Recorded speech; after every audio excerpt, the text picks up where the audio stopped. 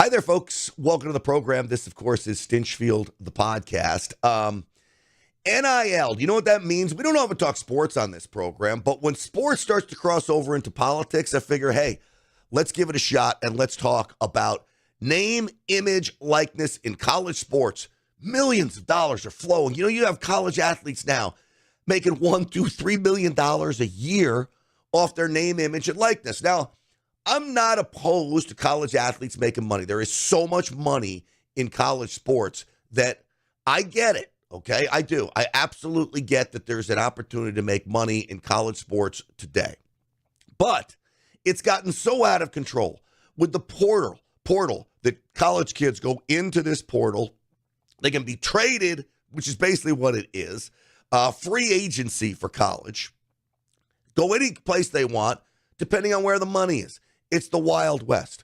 So what has happened now? The colleges have all come out and said, we want Congress to get involved. Who asks for Congress's involvement? That's the craziest thing you want to do. So they want to get Congress involved to pass laws to regulate what has become the Wild West for college athletics. So with that, we're going to talk about that. But before we do, let me tell you about my friends over at Colonial Metals Group. Freegoldguide.com is where I want you to go. Look, we have the issue of tariffs. We don't know if it's going to raise prices or not, but that leads to uncertainty. We've got a stock market that's up and down, going crazy all over the place. We don't know what that's going to mean. Also, uncertainty, which all leads me back to gold. Gold is a great portfolio protection maneuver. If you don't know about gold, this is all I'm asking you. Just get this free gold guide and read up about it. Don't take my word for it. Talk to the professionals over at Colonial Metals. Freegoldguide.com/grant. Freegoldguide.com/grant. You can use the QR code on your screen right here. And look, it'll take you right to the website. 800-458-7356 is the number to call. And I promise you, you're going to be glad you did, because the way things are going right now, gold continues to skyrocket. Not to mention, it's a commodity you can hold. And that is where I feel secure. A commodity you can hold. It's gold you can hold, as I like to say. Colonial Metals Group, freegoldguide.com/grant. All right, with that, folks, let's get the show started. Uncensored and unapologetic. This is Stinchfield. Here's your host, Grant Stinchfield. All right, welcome back, everyone. So name, image, likeness. Where do you think we go with this in college sports? Should Congress really be getting involved? As I mentioned, it is the Wild West. You have college athletes now holding out, say, I want more money from what? The local auto dealership? That's where they're getting it from. And so you now have colleges that are competing. Who has the most wealthy booster program? It's not about who's the best coach, who's going to get you to the NFL, who's going to train you to be the best player possible. It's about who's going to give you the most money. I guess in some respects, that's the American way. Check out this college player. Yeah, don't help your case. But at the same time, it's not about the NIL. It's about the NFL. NFL, correct. But because I know if I would have wanted to go transfer somewhere else, could have got a major amount of money. But it ain't about the money. It's about getting to the NFL. Well, yeah, true story. The NFL going to set you for life. NIL can only set you for a moment. There you go. Some people only like to be high for a moment, man. Not me. See where I'm at. Right. Yeah, with the best coach that's going to put me in the best situation. Yes, sir. Yes, sir. All right, so that's that great player for Colorado who basically says, look, I can get a few bucks here. Now, a few bucks to them, when they talk about $1 million, $2 million, that's a few bucks to a big-time NFL star. Now, if you know you're going to go high in the NFL draft, then maybe you do what he's saying. And that is go to the best program possible. It's going to prepare you to be the best player possible in the NFL, where you're going to make all kinds of money. Okay? You do that, you're going to be on your way to big time success. This is Urban Meyer, great college basketball coach on name, image, likeness, NIL. And he takes a different look at all of this than I do. The NCAA made horrible mistakes. To say that, first of all, this United States of America, and it's a capitalistic society, and that means that should you have the right to earn money? Absolutely, you should. And I've always pushed for that. But what's happened is not that. The thing that really, I love the fact that players can capitalize on their name and likeness. I think that's what it's all about. However, having donors throwing big chunks of money and, dealing with agents for 17, 18-year-olds and they really haven't earned it yet. So it's really not NIL, it's just pay to play. And that's really not, in my mind, the purpose of college sports. I think if Chandler Parsons can go help a car dealer sell cars and they want to pay him and give him a car, absolutely that should be able to do it. If you can see that Olivia Dunn girl can make all this money off Instagram, absolutely, that's her life. But have a bunch of donors get together and say, okay, we're going to give Chandler Parsons this. I don't necessarily believe in that. Like Duke apparently is putting a package together anywhere from 12 to 20 million to not go and be the number one pick and go back to Duke. So Cooper Flag stays? Well, you know what's happened? There is a positive about this. At least I haven't studied basketball, but there's more college graduates than ever in college football because, how about this, the mid-draft pick, that 3, 4, 5 draft choice, he'll make more money staying in college. Yeah. And so as he stays in college, what's he do? He gets his degree in I think you remember that. I was just such a maniac about the players getting a degree, getting experience, because you guys are enigmas. Normally people don't play 17 years or, do the things you guys have done. Normally it's a 2-3 year shot and you got 45 years, 50 years to go work. So it's fascinating to listen to him talk about this. That's a big-time college coach who says, look, there's some real problems with this. So do you want Congress involved? I think if that's the only option, because you've got this court ruling, right, that basically says the players can go out there and turn it into the Wild West, Congress is going to have to do something to give the courts some options here. So with that, I want to bring in my good friend, Daniel West. Daniel West is my producer out at AM 870 out in Los Angeles. He's a great sports guru, and we'll bring him in to talk about all of this. Dan, welcome to the program. Grant, it's good to be with you. It's good to have these thoughts outside of my family or Reddit, so thanks for giving me the forum. So name, image, likeness, NIL, college football, college basketball, what needs to be done? There needs to be somebody running it or someone controlling it who doesn't have a stake in the game. Because right now, basically, no one's running it. Nobody's controlling it. If you go back to COVID, this is how it all started, because you had the NBA, the NFL, Major League Baseball. They were all playing during COVID, and athletes are getting compensated. And it kind of removed the charade of athletes not being compensated in the college sports when they wanted to go out there, perform along with them. And it's like, wait a second. All these guys are getting paid. We aren't. And that kind of opened the floodgates. But when I say open the floodgates, literally, because almost overnight, it went from the NCAA running down the smallest violations of them saying, all right, it's the 21st century. If you all want to, get paid to sponsor things or whatever, we can do it.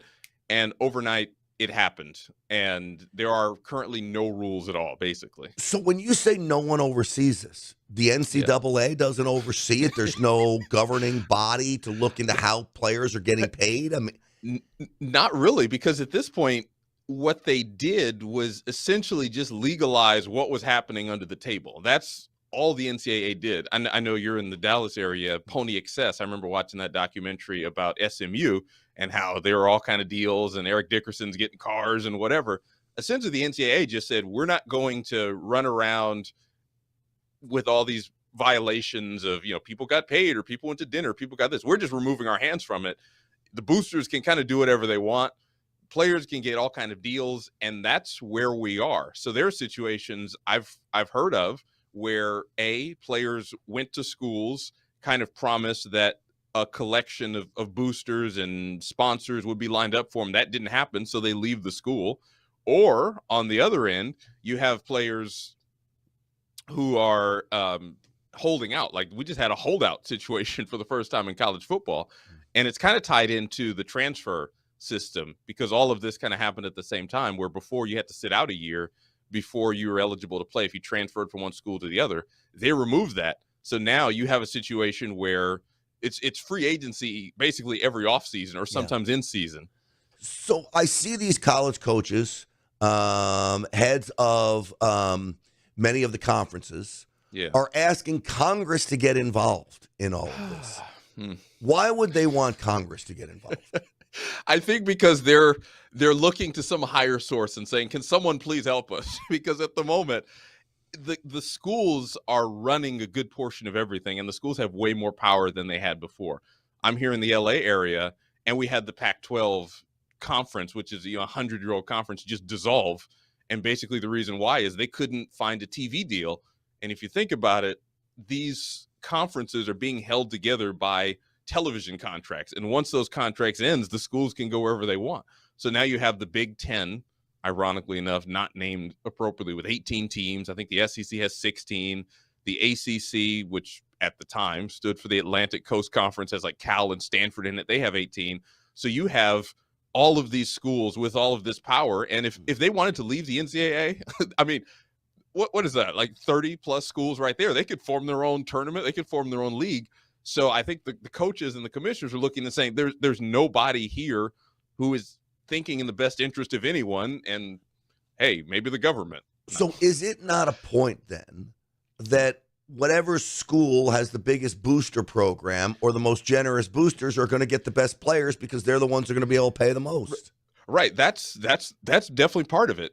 And that can be with different levels of success. Like Texas A&M, for instance, a lot of money at Texas A&M. So they're maybe getting the best players. Doesn't always work out. But yeah, that's exactly how it is. And there's no salary cap. There's no structure at all.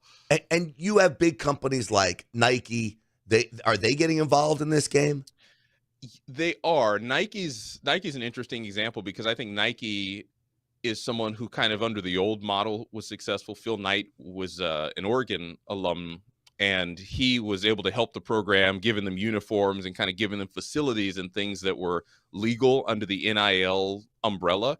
But yeah, now you could have companies, not only companies, just famous people who went to the school suddenly saying, I want to start an NIL collective, or I want to pay somebody, and they could just do it like that. Are most of these players getting it from local boosters, or is it Ford, Nike, Adidas, and the big companies you see, sponsoring the NFL players?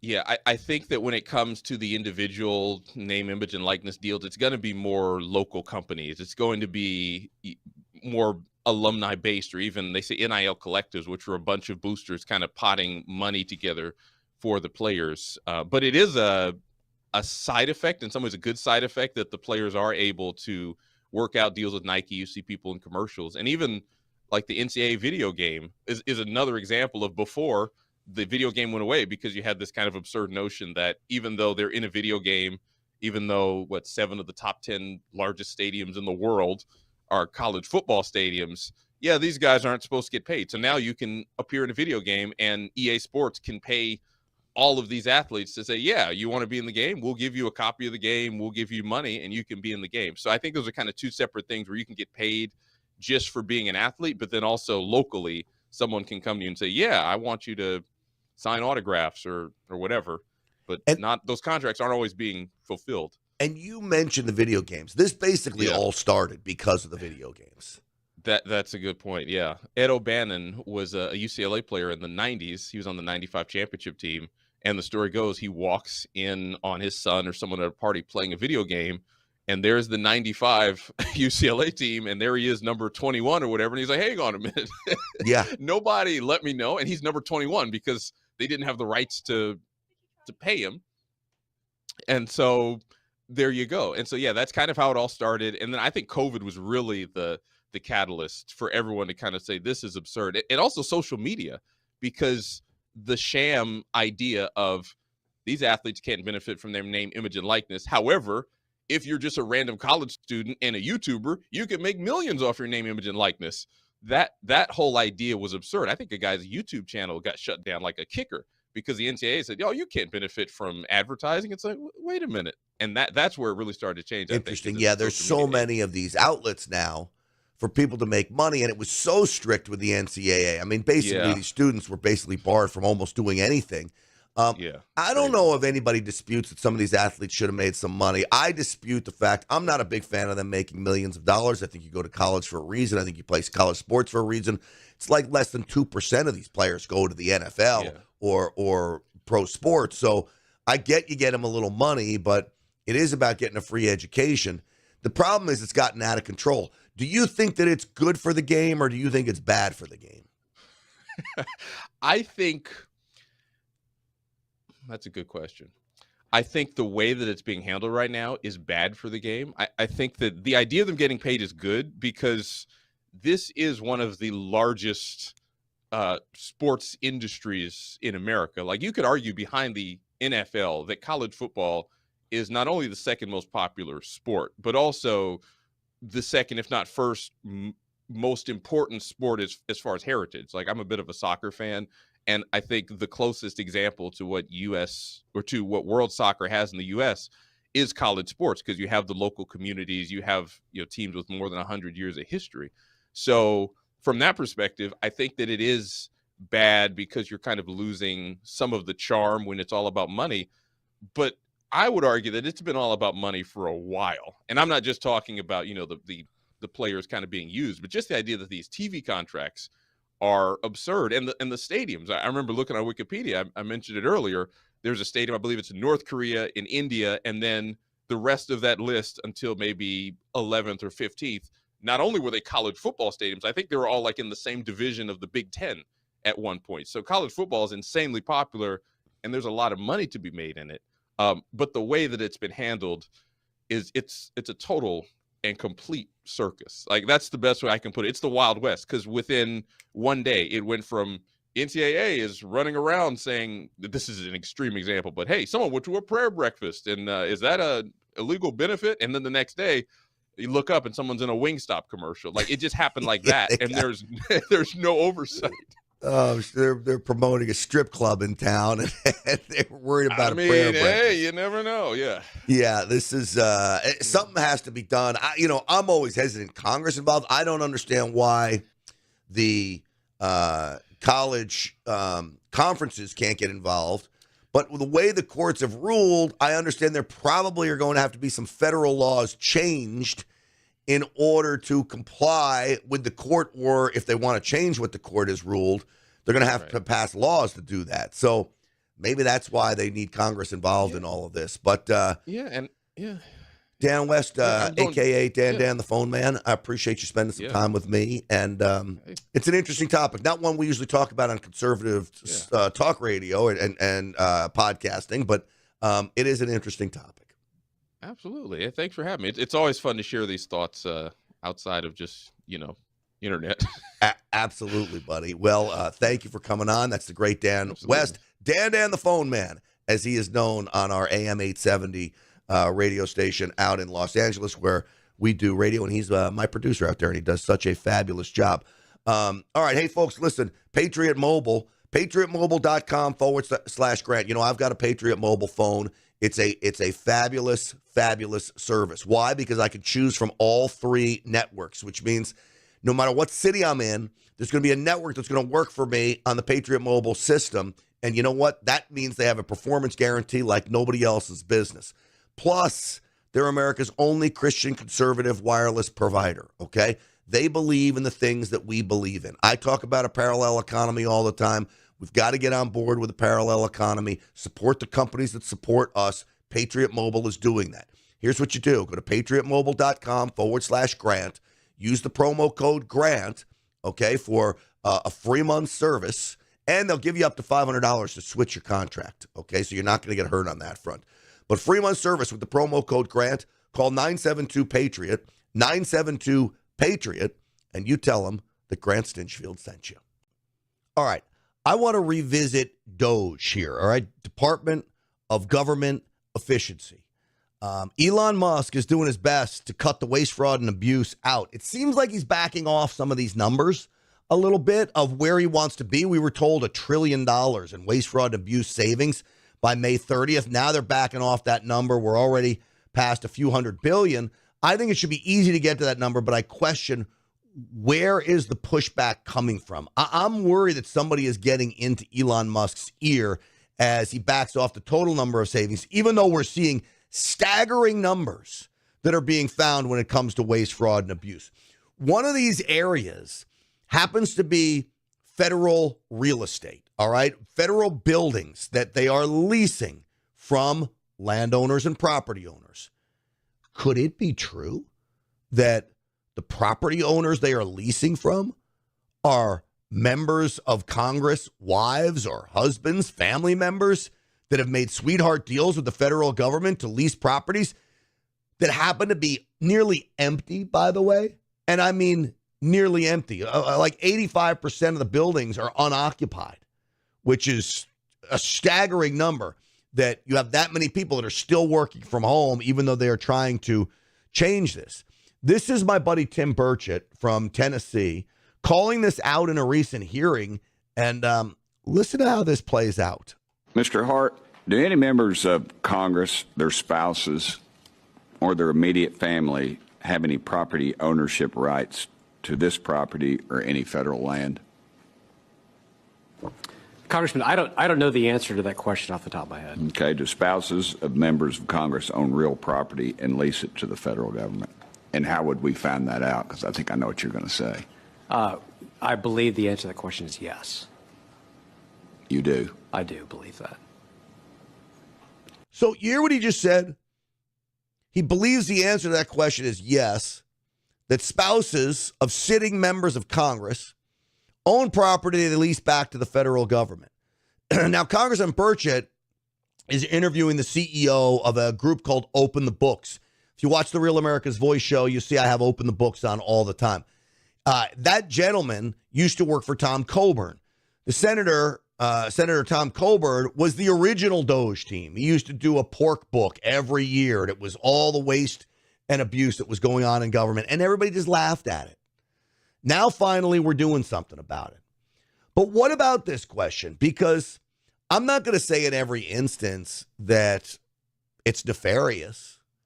But if you've got a building that's sitting 15% occupied, and you're leasing it to the federal government, and you're a members of Congress spouse, to me, it just doesn't smell right. Is there any way we could verify that information? Well, you go to USA Spending and search, you open the books, our website, and you can look up members' names. You can look up any person's name and find that information. All right. I suspect that's being done as I speak. How much would the federal government save by allowing unneeded leases to expire? The federal government spends about $6 billion on leased office space. So depending on how many you let expire, you get substantial savings. We spend $6 billion on leased office space, and 85% of it is unoccupied right now. So by my tally, if you go 85% of $6 billion, you know, what are you going to get? You're going to get a $5 billion savings almost. Is that right? I mean, I could do the math right here. I mean, that's not a very exciting podcast. Yeah, I was almost spot on. $5.1 billion. See how that mind works, boy. I'm impressed with myself right there. That's a huge savings. What do we have all this space for if nobody's using it? To enrich and line the pockets of members of Congress? Maybe. After that hearing was over, Burchett let loose outside the Capitol. Hey, everybody. Tim Burchett, just leaving the Doge subcommittee at Marjorie Taylor Greene chairs. She put me on. I always say I go in there ticked off and I leave more ticked off. We were in the building over here, federal building. It was empty that we supposedly occupy. Huge downtown building, if you can see that. And in the parking lot, there's parking spots down here, which is unheard of. When you look out on the street, people are parked bumper to bumper. But anyway, we found out we paid $200,000 for solar powered picnic tables. We're not really sure what the solar power did. It might have had a charging station, I don't know. But the thing was, it was by the CDC, Center for Disease Control, and they bought them during COVID.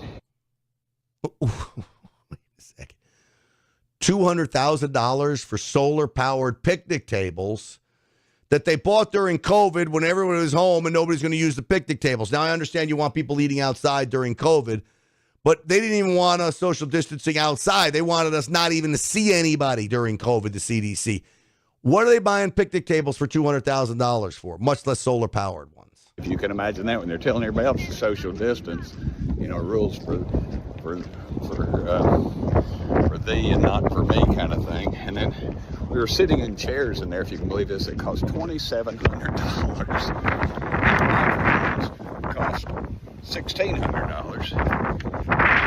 The GSA headquarters, which oversees it, is you're not going to believe this, is 14% occupied. We got to clean this mess up. $2,700 for chairs? Was that each chair? It wouldn't surprise me if it was. Again, what are we doing? I was mayor in Knox County.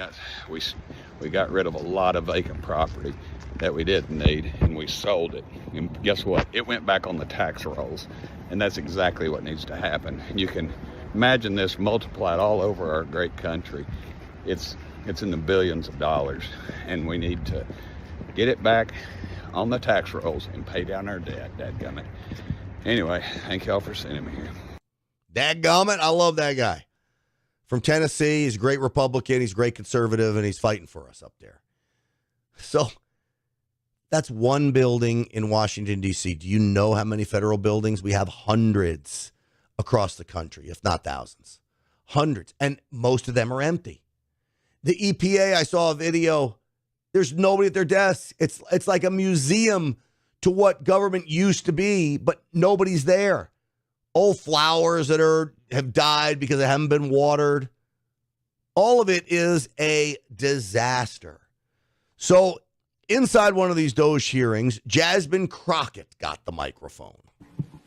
The gentleman yields. I now recognize Ms. Crockett from Texas for 5 minutes. Thank you so much, Madam Chair. And I can tell you one thing that is crumbling for the city of D.C. was that continuing resolution that defunded approximately $1 billion from them. But I will focus on today's hearing. The Republicans' recklessness and chaotic approach to reducing the size of government has shown us what we've already known. Concepts of a plan don't work.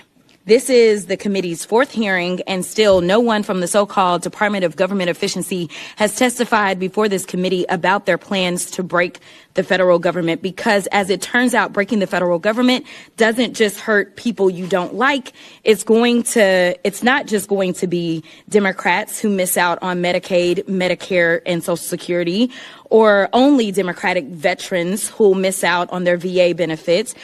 Lies. Lies. Again, all lies. The president has made it clear. Elon Musk has made it clear. The United States Senate has made it clear. Republicans in the Senate, the controller has made it clear. Republicans in the House and the Speaker of the House, Republicans have made it clear. They're not missing any benefits. They're not cutting benefits from Social Security or Medicare, Medicaid, or VA benefits. It's not happening. But this is all they have. Now, there will be people hurt by these cuts. The people that will be hurt by these cuts were the people that were sitting on their asses doing nothing for 20, 25 years. Or probationary employees who thought they were going to get to sit on their asses for the next 25 years and collect a paycheck and do nothing. Those people will be hurt. And I'm sorry that, you ended up going to work for a government that didn't value hard work and let you skate by. But in the end, we can't let that happen. So there are some casualties in this. And those are the casualties. But the big winners are the American taxpayer, by and large, as a whole, for sure. Their approach will negatively impact all Americans. So it's unfortunate that Republicans have taken a seemingly bipartisan issue and included it as part of their scam to subsidize tax giveaway for billionaires. They haven't proposed anything that will improve the efficiency of the government. Instead, they have put the country on a path to a recession and implemented the largest tax increase on Americans in decades through Trump's tariffs. None of this is proven yet. Now, I'm here to tell you, I think the price increases on some things will go up, but it won't be widespread inflation like we saw under Joe Biden. Price of gas is going to come way down. That's going to bring the price of most things down. A lot of the stuff's going to offset. She's telling you things that she does not know. She's telling you things that she cannot tell you for sure. They're guesstimates. Hearing is their latest attempt to try to convince the American people that dismantling public-facing agencies will somehow improve government efficiency. Let me tell you, it won't. There's nothing efficient about terminating leases for IRS taxpayer assistance centers during tax season, nor dismantling farmer support offices in rural communities while farmers are trying to survive Trump's tariffs. And what if you increase customer service? Elon Musk says all of these systems are antiquated, that people are not getting taken care of the way they should. He went back and literally found the IRS, and if you try and pay your IRS bill, the login button was in the middle of the page. Where have you ever seen a login button for a website in the middle of the page? Nowhere. Elon Musk goes to the IRS and says to the IT team, can we move it to the top right corner so everybody can log in easily? Like, you're not searching to log in. They said that'll take 100 days. In 100 days, we have tax season coming up. His team moved the login button in 17 hours from start to finish. It didn't take 17 hours. Just from when he decided to have his team do it, took 17 hours, and the login button was moved. 17 hours versus 100 days. Government efficiency versus our current government. Jasmine Crockett is off her rocker. just like their trade policy, there isn't any logic or strategy behind the Trump administration's reductions in forced or accelerated disposal of federally owned property. Oh, shut up. I can't take her anymore.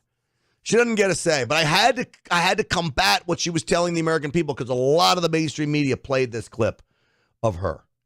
And folks, honestly, it just is not true. All right, let me tell you right now about my friends over at Energized Health. I talk about Energized Health all the time. Intercellular hydration. That is about getting hydrated at a cellular level. There's a science behind it. It's not just about pounding water. This is about how you get that cell hydrated. Energized Health has figured out the system, and it's not through supplements or shots. It's literally going back to the basics, like God-given basics. This program, Energized Health, helped me lose 15 pounds in just 2 weeks. I kept it off through an 88-day program. There's some individual coaching. There's weekly Zoom calls. There's daily videos that are sent to you. There's the website help. There's guidebooks. There's recipes. There's everything you need to succeed, okay? EnergizedHealth.com/Grant. I want you to go there and experience the Mind, Body, Soul program that I experienced that helped me get healthy at every level. Testosterone up, cholesterol down, visceral fat down, body fat down, muscle mass up. All the important things going in the right directions. EnergizedHealth.com/Grant. Do me a favor. You owe it to yourself to check it out today. EnergizedHealth.com/Grant. All right. With that, I got to do a body language segment the other day. And I want to play it because it was one of my favorite body language segments. Some of the clips are a little older, but it's worth watching because I found this wildly entertaining, as I always do with my buddy Greg Hartley. So on the Real America's Voice show, our body language segment airs every Friday. You got to check it out. And this is how it went down. I want to bring you in right away, host of the Behavior Panel on YouTube and former military interrogator. He is body language and behavior expert. Our buddy Greg Hartley is here. Greg, welcome to the program. Hi, Grant. Great to be here. All right. So we pulled some randoms today. All right. And I actually like these. So not that I don't like them the other times, but this is interesting. You know me, and I know, like you, I'm a big personal protection guy. How do you keep yourself safe? All right. So I want people to watch this, and you'll know why I tee it up that way. It's very obstructed, and I think that you just don't understand the magnitude of having a child. Yeah, well, I'm not the one who admitted they would be okay with killing babies in foster care and killing children that have been abused. That's not the point. What I'm saying. That's really. Oh my Lord, Greg. How do you see that coming? You know, I'm looking at it. What do you make of this? Well, watch. First of all, look at her fingers. Look at her hands. Watch her hands start to close as she starts to get angry. And then she goes for the punch. But before that, you can see a lot of stuff going on. When your fight or flight hits you, your brain starts to turn off and it starts shunting blood to muscles. And what happens, you'll see rage in people's face sometimes, and you do here. Watch her brow down, her eyes wide, her lower teeth exposed, her chin jutted forward. All of that is anger. That's anger or rage as she gets ready. And my best tell for pre-violence, if it gets to that point, because a lot of people will do that but scream and yell, watch the shoulder. You can't do anything without moving a shoulder. Even if you're a kicker, you have to raise your foot and it moves your shoulder. So pay attention to their dominant hand, and that's a good indicator for you if you get in this situation. That's interesting. Now, you got to be on your feet and thinking that this could happen at any moment, right? Because you get lulled into this. But that shoulder move you're talking about, is it the quick move back as she cocks it? Is that what you're talking about? Well, you can see it in her for sure. She draws it back. But to do any kind of movement, you're going to have to move your shoulder. Even if you're going to kick someone, you have to pick your foot up and your whole shoulder, your whole body moves. Mm-hmm. So if you can pay attention to shoulders when somebody is in that pre-violence, you can tell whether there's going to be an action or not. There's a whole lot of movements that are going on here. I could run down a list, but yeah. It's just amazing to think that people turn to violence and so they're having an abortion debate. I know that it runs deep with people, but my Lord, it just is really, really bad. The next one is Russell Brand, actor, now turned conservative podcaster. He's had a number of rape allegations against him. I don't really know anything about them whatsoever. My gut feeling is skeptical, but let me play him responding to this latest allegation. I was a fool before I lived in the light of the Lord. I was a drug addict, a sex addict, and an imbecile. But what I never was a rapist. I've never engaged in non-consensual activity. I pray that you can see that by looking in my eyes. I want to thank all of you for your continuing support. So basically, he was begging us to do this on Body Language today. Greg, what do you make of it? Well, it's overall good. If you look, there's one thing that would be a red flag, and I'll explain why it's not really a red flag to me. Any time you're looking for deception, you're looking for clusters of behavior, and they have to stack up. There's no single indicator that says this guy's lying. You can't say he touched his nose. What we see here is him making hard eye contact.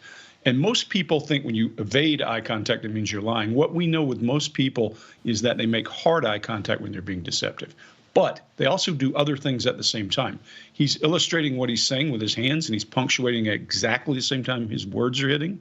We call that congruent. And his brow doesn't rise to ask for approval.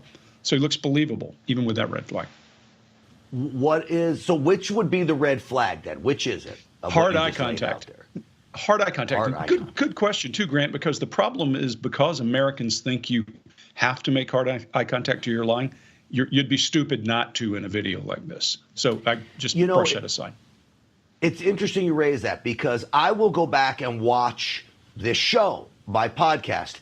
And I will watch, and sometimes I look around maybe more than I should. We did this when I was at Newsmatch. You did my body language one day. But I also think there's something to be said about breaking. When I talk to somebody, if I'm sitting on a bar stool, I'm not staring at them straight in the eye. I'm looking around as I'm talking. When it's hugely cultural, if you go to the Middle East, hard eye contact like that's really common. In Asia, a lot less eye contact. In America, it's about 50%. And the reason is because I'm going to ask you a question. I want you to answer this yourself as you're watching, and watch what happens to your eyes. What's the fifth word of the Star Spangled Banner? You likely drifted your eyes up into your left and then down to count. But what's happening is you're recalling something and your eyes are moving around. So it's normal in conversation to move your eyes around. That's why it's usually a pretty good tell if somebody's eye locking you. C, by the way, is the fifth word of the Star Spangled Banner. I was running in my head. Okay, let's do one more here. This is we maybe get two more in. This is Senator Jim Banks. We played this on the show earlier this week. Getting chased down from a government employee who allegedly got laid off at HHS. Hi, I was a worker at HHS. I was fired illegally on February 14th. There are many people who are not getting social service programs, especially people with disabilities. Are you going to do anything to stop what's happening? You probably deserved it. I deserved it? You probably deserved it. I deserved it. That's wow. That's sad. Yeah, that's great to hear. Why did I deserve it? Because you seem like a clown. Okay, sir, you shouldn't have said that. Greg? Well, his handler probably is right. He probably shouldn't have said that in front of a camera. But as he comes out and says, hey, I was illegally fired, look at his brow up and look at him like, yeah, and that's followed by pursed lips, pushing your lips forward. That usually indicates that you disapprove of whatever somebody is saying, except for that's a cultural thing, too. If you were dealing with Asians sometimes, but Native Americans a lot point with their lips, so it doesn't mean it then. But in most cultures in the West, it means that you are disapproving of something. And then after he calls him a clown, he does a quick lip compression like, there you got it. And he probably thought twice about it after he said it. You know, we played it, and it wasn't the greatest comeback. I've seen some other really great comebacks by some Republican lawmakers to these. That wasn't really the greatest comeback. I don't know if he takes any heat for it, but I think he probably was trying to get something to go viral, but that wasn't it. Yeah, agreed. Yeah. All right, let's play one more. This is, now I don't even know, maybe my producer, my ear can tell me. Bhatia on Pierce Morgan, impassioned by tariff defense plea. I don't even know who Bhatia is. Who is that? Opinion editor for Newsweek. Okay, let's roll it. And yet when somebody has the courage to show up and say to Wall Street, screw you, I am waging war. I'm waging class warfare on behalf of the American working class. And you elites in Wall Street, you do what you need to do because I'm not going to stop fighting for the American working class. Suddenly, everybody is sitting around going, oh no, the stock market. Greg? It's a great example of what we are always talking about, people bouncing to punctuate their points. All that passion that comes when a person's talking that way, her illustrator's her head, in this case is her illustrator. She's pounding, she's whipping her head around, and all of that fight or flight starts to affect her because you can hear her pitch of her voice changing. It's exactly the same thing we talked about with HESPA and with AOC when they're punctuating their own only message and they're driving their point, passion and illustration. All right, I'm going to do it. They're going to get mad at me, but I don't care because I'm having so much fun with this. I want to go one more. This is President Trump saying the stock market will boom. The markets are going to boom. The stock is going to boom. The country is going to boom. And the rest of the world wants to see, is there any way they can make a deal? They've taken advantage of us for many, many years. For many years, we've been at the wrong side of the ball. And I'll tell you what, I think it's going to be unbelievable. The thing that people have to talk about, we're up almost to $7 trillion of investment coming into our country. And you'll see how it's going to turn out. Our country's going to boom. All right, Greg, what do you see? Yeah, I see Trump normal. Trump punctuating the things he really cares about. He brings up his hand and punctuates the thought. I don't see uncertainty in any way. He's telling, downward tone, good eye contact, talking to the person, enunciating what is the usual Trump stuff. The only thing we don't see is the hands back and forth, but he's not pontificating. He's just answering a question. So looks like Trump baseline to me. One of the great things about him, he's very believable. You know that he believes what he's saying. Now, people may not believe what he's saying, but he believes it. I'm confident of that 100%. And so you can tell that in just the way he carries himself, Greg. That's correct. Yep. Yeah. Hey, buddy, thank you so much, as always. Let me tell people where they can find your website. It's always good to see you. Readbodylanguage.com is Greg's website, and the YouTube show, The Behavior Panel. See, I told you there's a reason why we love that segment. All right, folks, I want to tell you about the Wellness Company. They are such a great company, what they're doing to keep you and your family safe through their prescription medication kits. This is one of them. 8 of the most common prescription medications you need to keep you and your family safe, including ivermectin in here, including amoxicillin. I am telling you, China is putting the squeeze on the United States when it comes to prescription medications. We're already seeing shortages in some areas of the country. My guess is we're going to see big-time shortages coming very soon. China controls 85% of the ingredients we use in our prescription medications, which is why you need to have one of these kits. God forbid there's a shortage and you can't get the medicine you need or your kids need. You'll have it now on hand thanks to a kit like this from the Wellness Company. So what do? It's real easy. Just go to twc.health/grant. Use the promo code GRANT for 10% off. They will send this kit right to your door. Now it's speed of delivery. You have it. And if you need to get the medicines refilled, you can do that too through twc.health/grant. Use that promo code GRANT for 10% off. This is about protecting you and your family. Do not wait until it's too late, because if we get into this situation that I think is coming, you're going to want to make sure you have one of these at home. TWC.health/grant. Use that promo code GRANT for 10% off. All right. Minimum wage is still being talked about. There was a study out in California that shows that fast food places in California lost 23,000 jobs. 23,000 jobs after the minimum wage went to $20. Why? Because employers aren't going to employ people at $20 an hour. They're going to install kiosks like this at Pollo Loco. That is Pollo Loco in California. All kiosks, no people. So what does the California legislature do to combat this? They now have a bill drawn up that would require anybody that puts a kiosk in to have not one, but two employees to man the kiosk. So now a kiosk is going to be rendered obsolete if you've got to have two employees for one kiosk. Why wouldn't you just hire one employee to do what the kiosk did, and then we're back to where we began? The reality is government shouldn't have been playing like this. And if we're back to where we began with $20 an hour minimum wage and no kiosks, these fast food places are going to go out of business.